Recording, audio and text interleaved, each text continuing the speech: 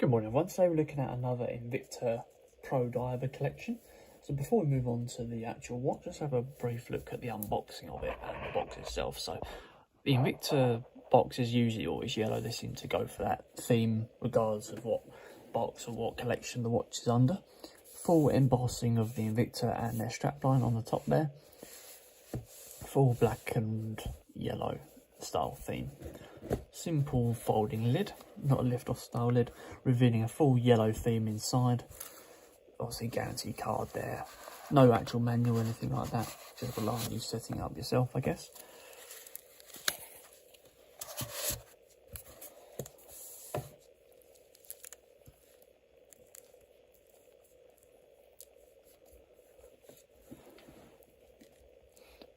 So here we go guys, this is the Invicta Pro Diver 35689.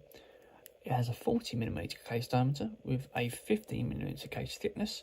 Retails around about £110 depending on where you get it from. Weighs probably 170 grams, so it's quite similar to the actual Submariner weights, and uses an automatic movement that is an NH35A automatic 24 jaw movement. Just give that a little. It's got two covers on it.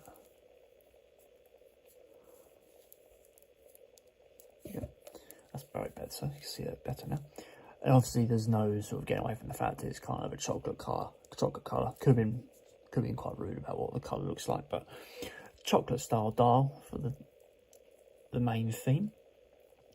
There's full sunray effect as well, as you can see from the light reflecting around the face there. Consistent on the bezel as well. Fully luminous old style increments and fully luminous hands as well. All nicely compact together to follow that Submariner style theme. Waterproof to 200 metre water resistance. You might be able to see it on the glass there. Speaking of the glass, you've got a plain mineral glass there, so it's a little bit of scratch resistance to it, but not as much as sapphire. A nice Cyclops eye gun over the date dial as well.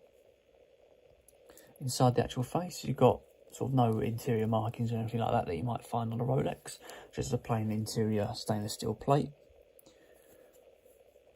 Have a look at the crown movement.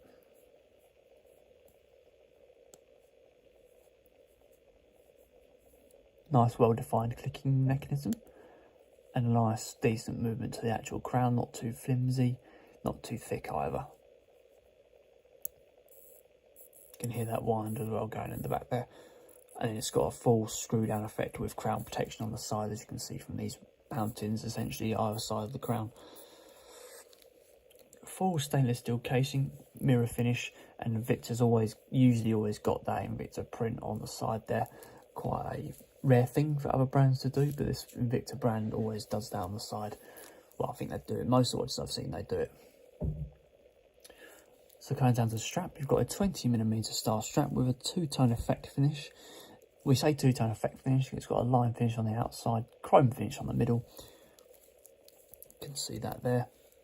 Adjustable by little tiny pins on the side rather than being screws.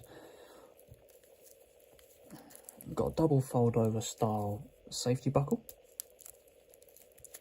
I'll show you that. Sort of cheap style interior components to it. No sort of markings in there, but nice firm clip down as well, and a nice embossing for the Invicta logo on there. Going down to the back plate, we've got a full skeleton style view of basically it's a see-through exhibition case back.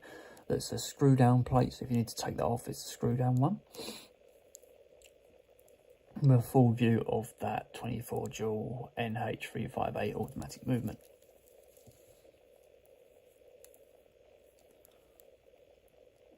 So there we go guys, that is the Invicta Diver 35689.